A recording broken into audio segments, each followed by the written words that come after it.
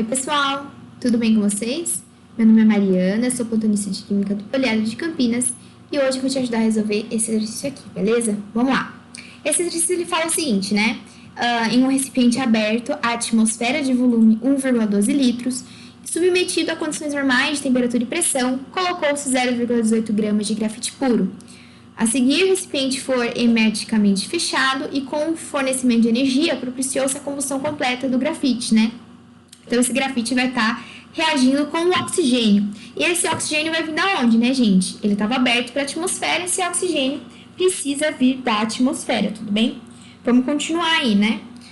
Considerando que o N2 é um gás praticamente inerte, que não interage quimicamente com O2 nas condições de experimento, por que ele está falando isso? Porque na atmosfera a gente sabe que os gases da atmosfera são mistura, é uma mistura, então eu tenho maior quantidade de N2, outros gases e O2 também. Então ele está falando assim, olha, dessa mistura de gases que eu tenho na atmosfera, o N2, que é o que eu tenho maior quantidade, ele não vai reagir com o O2 que eu preciso para o meu experimento.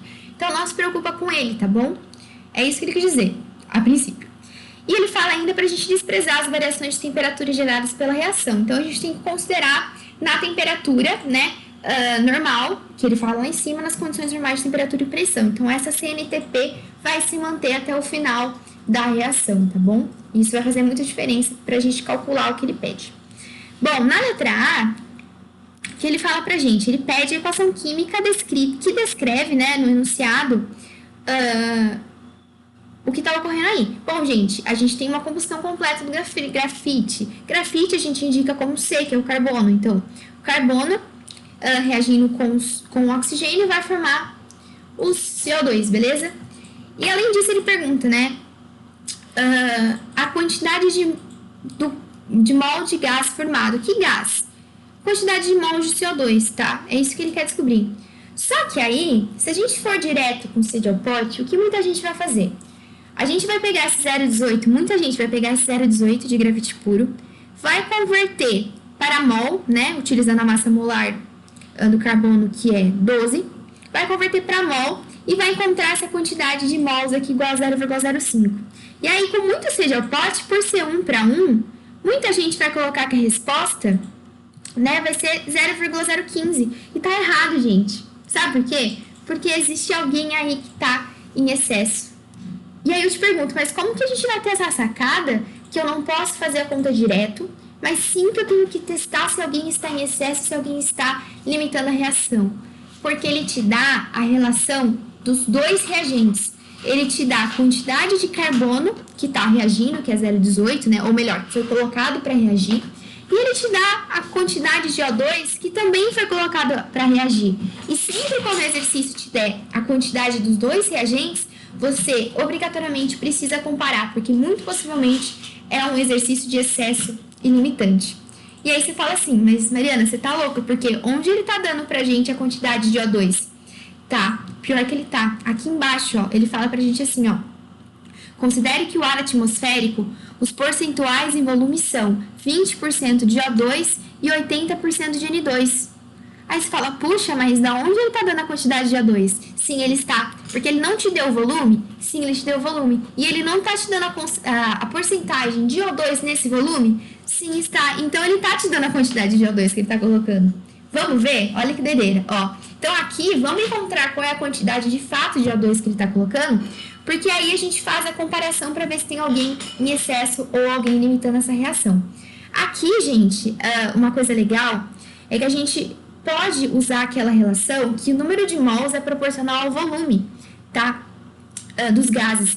Então, aqui você poderia fazer a conta olhando separadamente, né, para o 1,12, falando assim, 1,12 é 100%, 20% X. Você pode fazer isso, Só que para você facilitar o seu processo e ir mais rápido para resolver a questão, olha que doideira a gente pode fazer aqui. A gente pode encontrar qual é o número de mols totais, porque se é tudo proporcional e eu descubro o número de mols total direto, já fica mais fácil para encontrar o número de mols de O2. Vamos ver como eu estou querendo fazer isso. De novo, da forma com que eu falei antes, vocês podem fazer também, porque é 20% em volume, né? Então, você pode aplicar a porcentagem nesse volume dado.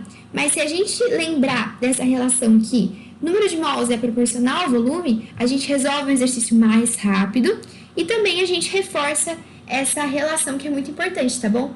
Então, como que eu vou fazer aqui? Aqui, na verdade, eu vou então encontrar qual é o número de mols totais, que é tanto a contribuição do N2, tanto a contribuição do O2 ali nesse volume de 1,12. E encontrando o número de mols totais, eu consigo descobrir, utilizando a porcentagem, né, de cada um, o número de mols de cada um. Isso pode, porque é proporcional o número de mols ao volume. Então, o que eu fiz? Eu falei assim, olha, um mol é 22,4, ou seja, um mol de gás é 22,4. Então, quantos mols eu tenho quando eu tiver 1,12 litros? Só que lembrando que esse número de mols que eu estou encontrando aqui embaixo é o número de mols totais, é tanto o O2 quanto o N2. Por quê? Porque esse 1,2 litros está preenchido pelos dois. Então, quando eu faço essa conta, eu estou considerando a mistura dos dois gases, beleza? Ok, encontramos o 0,05 mol de gases. Só que esse 0,5 corresponde a 100% dos gases? Ora, pois, a gente está comparando a quantidade de volume que esses gases estão ocupando, que vai ter um número de mols proporcional relacionado a esse volume. Então, eu posso aplicar a porcentagem aqui também, gente, porque é tudo proporcional. Então, agora, se eu falar para vocês que desse 0,05 é o 100%, porque é o nitrogênio mais o oxigênio, eu posso analisar só quanto isso em mols representa do O2. Realizando essa regra de 3, eu chego que eu tenho 0,01 mol de O2 ali, beleza? Novamente, se você fizer a conta aplicando a porcentagem no volume, no final das contas você tem que chegar no mesmo valor em mols, tá bom? Mas, de novo, estamos reforçando essa relação de proporcionalidade entre volume e número de mols, tá bom? E aí fica fácil, porque 0,05 mols é o todo. Se 0,01 é só de O2, consequentemente 0,04, né, que é o 005 menos 0,1, tem que dar o número de nitrogênio. Então, aqui, de lambuja, eu já tirei facinho a quantidade de N2 e a quantidade de O2. Vamos focar na quantidade de O2, porque é isso que a gente queria descobrir. Então, vamos lá. Vamos ver agora de verdade essa relação, né, de excesso e limitante. Olha aqui.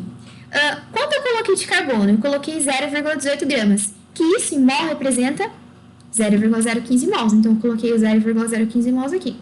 E quanto de O2 está disponível para reagir? 0,1. Olha que interessante, é 1 para 1, não é? 1 para 1. Então, se eu estou colocando 0,015 de carbono, eu necessitaria de 0,015 de O2. Mas eu não tenho 0,015, eu tenho 0,10. Então, o O2 é um limitante, está limitando essa reação. Então, consequentemente, quem está em excesso? O carbono. Gente, excesso de quanto? Lembra que a reação sempre vai ser baseada no limitante. Então, o excesso vai ser calculado como? Eu pego o valor proporcional em relação ao limitante, que é 0,10. Então, eu precisaria aqui de 0,10 para reagir de 1 para 1. Então, sobra quanto, gente? 0,05. Porque 0,010 vai reagir proporcionalmente com o O2, porque é 1 para 1, e esse 0,05 sobra. E por que é importante fazer isso? Porque quando esse 0,05 sobra, eu não posso contar ele, né? Diferente, como eu disse aqui, que muitas pessoas devem ter feito a conta para encontrar o número de mols de gases olhando para esse número de mols. Só que é mentira, porque não é 0,015, é 0,010. Olha que malandragem. Então, aqui, na verdade, para a gente calcular o número de mols de CO2 formado, eu olho para o limitante, né, que é 0,1. Então, se é 1 para 1, também vai ser 0,1 de CO2 formado. Ou eu olho para a quantidade exata daquele que estava em excesso, que está reagindo. A quantidade exata que ele está reagindo é 0,01. Como é 1 para 1, também a mesma quantidade de CO2 tem que ser formado. Beleza? Então, aqui de lambuja, a gente já respondeu a letra A e já estamos na metade do caminho para resolver a letra B, tá? Bom, a letra B, ele pede pra gente a pressão parcial dentro do recipiente após a reação química, nas condições descritas no experimento, e a quantidade de O2 que for consumida. Quantidade de O2 consumida a gente já falou, né? Agora, a pressão total dentro daquele recipiente, a gente vai ter que dar uma trabalhada. A gente tem que pensar que a pressão vai ser causada pelos gases. E quais são os gases que vão estar presentes naquele recipiente? Olha, o O2 foi totalmente utilizado, então ele não existe mais. Mas eu formei CO2. Só que além do CO2, eu tenho esse carinha aqui, que estava lá também e não reagiu. Só que ele vai continuar sendo gás. Então, para calcular a pressão, preciso considerar ele no final. Vamos ver então como a gente vai ter que fazer isso, tá? Então a gente tem que considerar essa quantidade de N2 e essa quantidade de CO2 que foi formada, beleza? Vamos continuar aqui. Então, para a gente conseguir terminar esses cálculos aqui, o que vai ficar faltando? Como eu já disse, né, a pressão vai ser realizada pelos gases que serão presentes no final, que é o N2 que não reagiu, que continua lá, e o CO2 formado. E aqui que eu fiz, eu somei a quantidade de número de mols do N2 que tinha no início, né, que a gente tinha descoberto, mais a quantidade de CO2 formado, e eu descobri que eu vou ter, ao final do experimento, uma quantidade de 0,05 mols de gases lá dentro. Aí vem a pergunta, Mari do céu, mas como que eu calculo a pressão, então? Então, gente, olha, no início, a gente tinha 0,05 mols também, não tinha? Olha aqui, ó. Eu tinha 0,04 mol de N2, mais 0,01 mol de O2. Eu tinha 0,05. E qual era a pressão que eles estavam aplicando? Pressão atmosférica, né, gente? Ó, aberta a atmosfera, então um ATM, ó. Então, se 0,05 aplica um ATM, se ao final eu tive 0,05, ele também vai aplicar um ATM, gente, porque as condições não mudaram, tá? Então, é assim que eu respondo o item B. É estranho? Não, mas envolve muitos pensamentos aí, muitos raciocínios importantes pra gente poder responder, tá bom? Espero que tenha ficado claro. Qualquer dúvida, estou à disposição. Tamo junto, tá? E bons estudos!